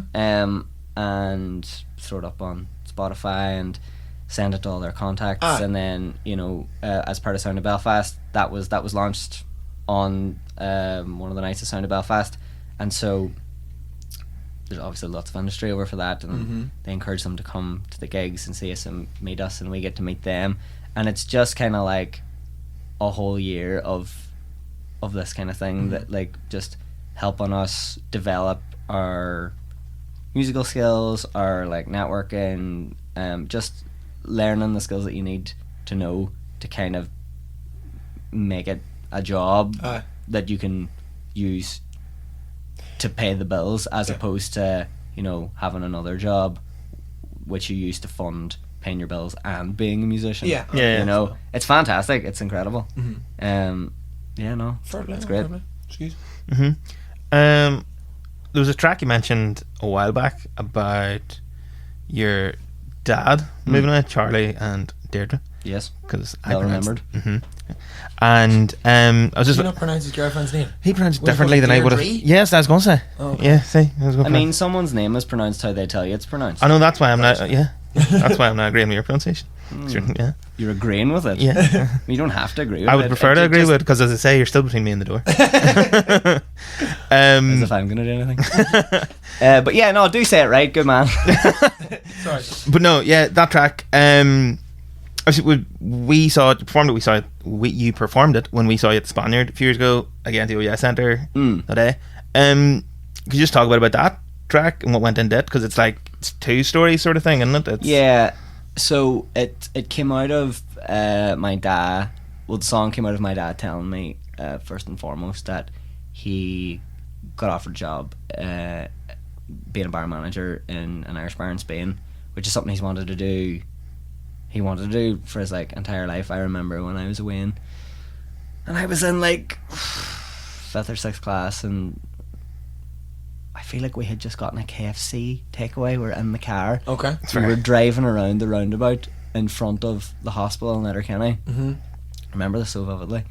And I was like, oh, you know, finishing up primary school now, either now or I say that I remember it vividly and I can't remember what year I was in, but it was KFC.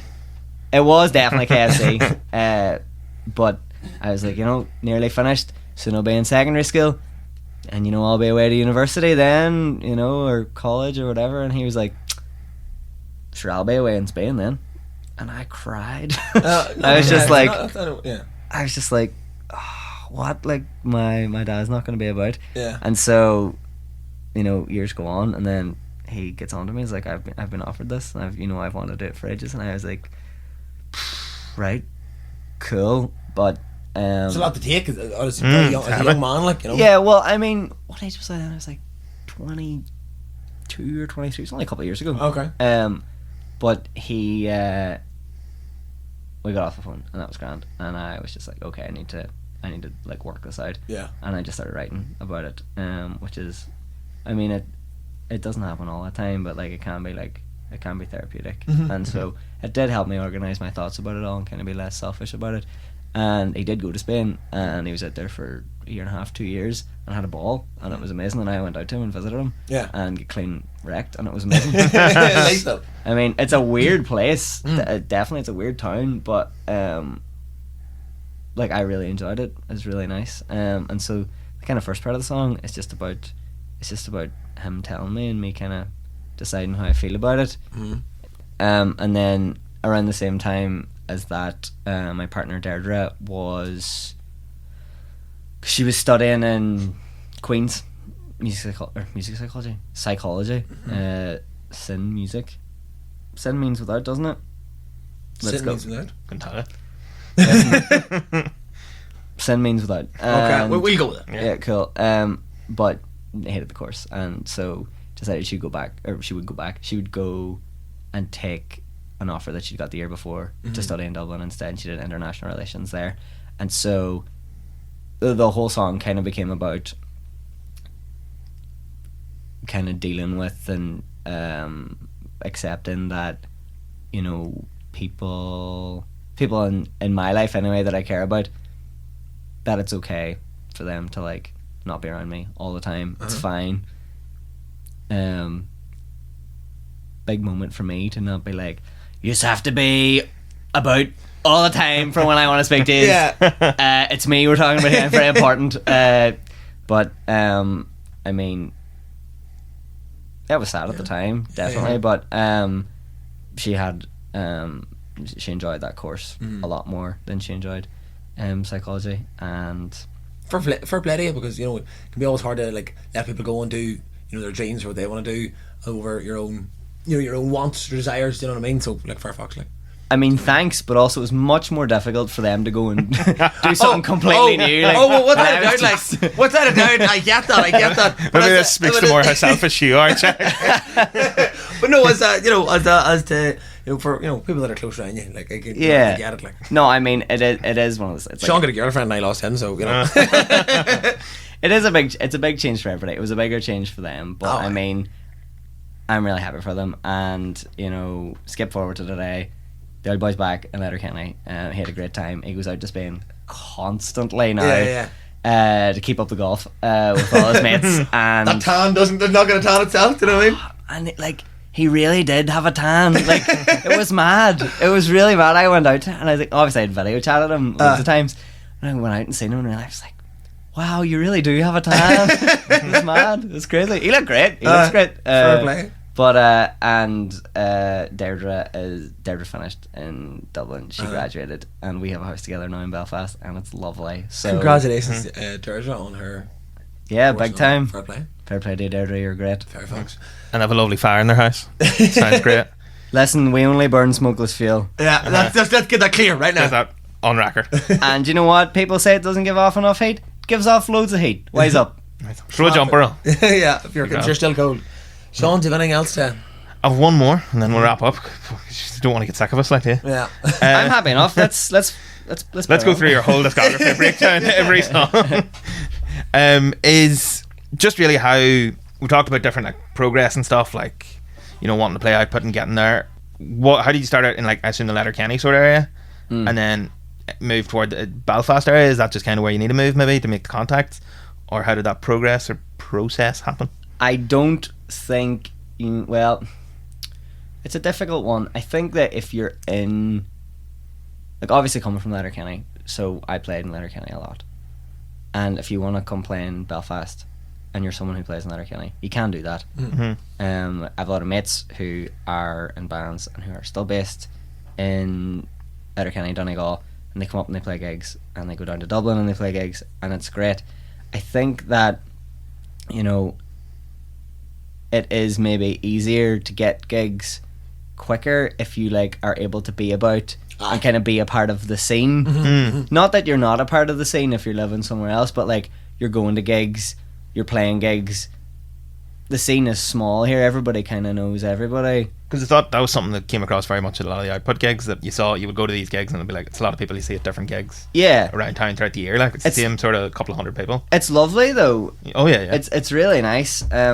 So I think it like definitely you can kind of progress from there. But I mean, I've definitely heard a lot of people be like, you know, from Belfast, be like, oh, you know, you have to get to London or Manchester if you wanna do anything. And I've heard people from like the south of Ireland be like, oh, you have to get to Dublin. You know, if you're in Cork or Galway.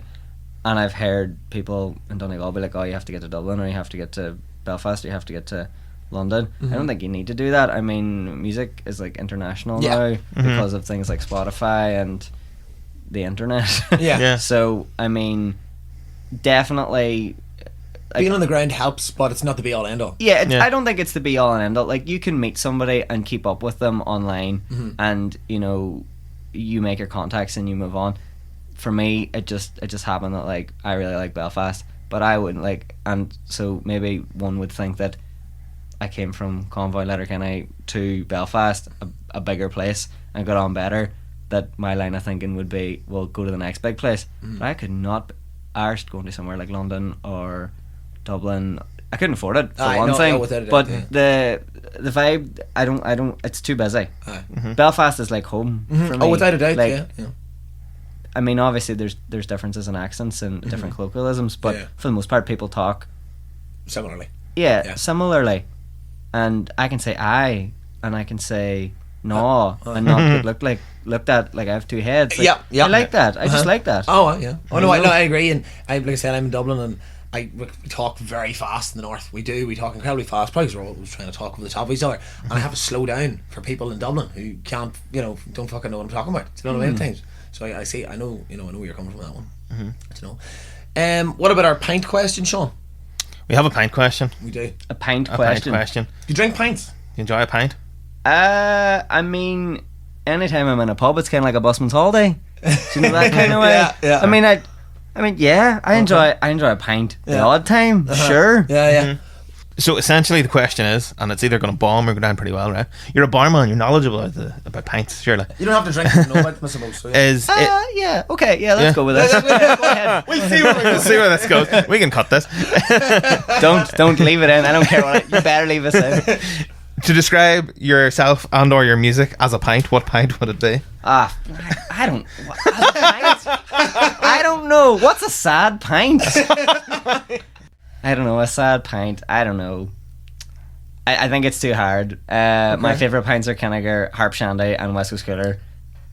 And I don't know if any of them relate to my music. No, it's fine. But Well, look, thank you very, very, very much for coming in and chatting us. thank you for having me. Where can people find you and your music, online or in person, or? On the internet, mostly. I mean, I suppose somebody, like, we could be, me and somebody potentially could be in the same room, and I could be singing to them. There's a But chance. just because that we're in the same room doesn't mean necessarily that I would be singing to them. Yes. I could just be having a chat with them. I could be standing next to them, and we could not be interacting. I could be serving them cool and refreshing beverages. But yeah, if it's like a gig I'm playing, I'll definitely like be playing music. Yeah, like yeah. that, you know what I mean? That would be ideal. So yeah, no, in person at a gig, you can find my music, and on the internet. Okay. Those would be the two main places. Okay, play. that's good. Are we going to get a tune out of you? Is that... Yeah, I can do that. Yeah, yeah. Shippable? Sure, yeah. Okay, well, what we're going to do is go and let Joel get set up, and we'll be right back after this.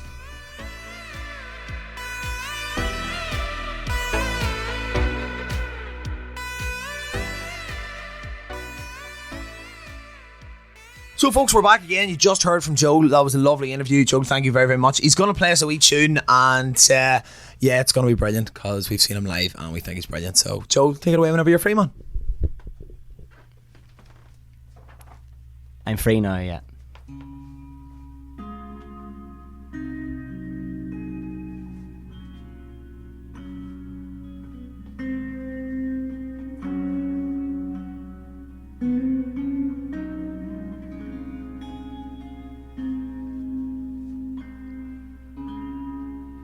Thought I'd go home,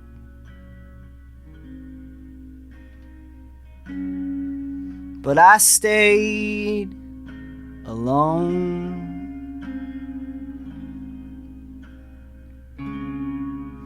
Lay on my bed, I looked through your pictures, I held my hands in my head.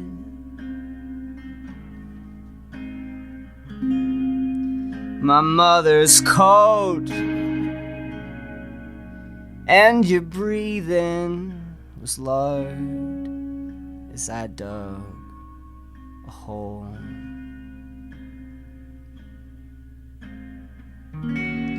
Though you never said two words to me,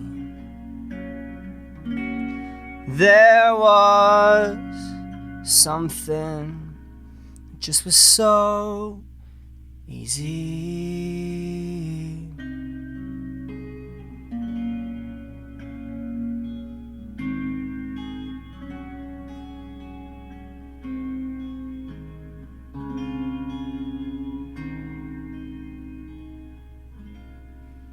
Your eyes were brown, you made my favorite sounds. Doll, I love how you looked at me.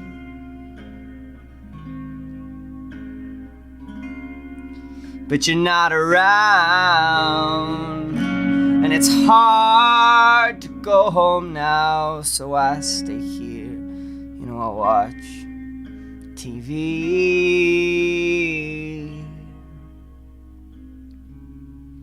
and I often think, when I'm on the brink, how those brown eyes perceive.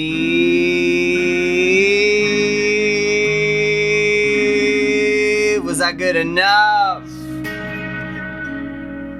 Was I passable? Was I all that you'd hoped I'd be?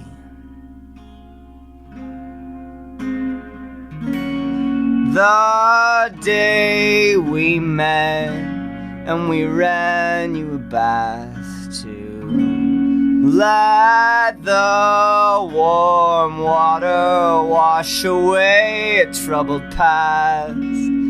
Towel dried, you fell asleep next to the fire. Could it be true? This is all you desire.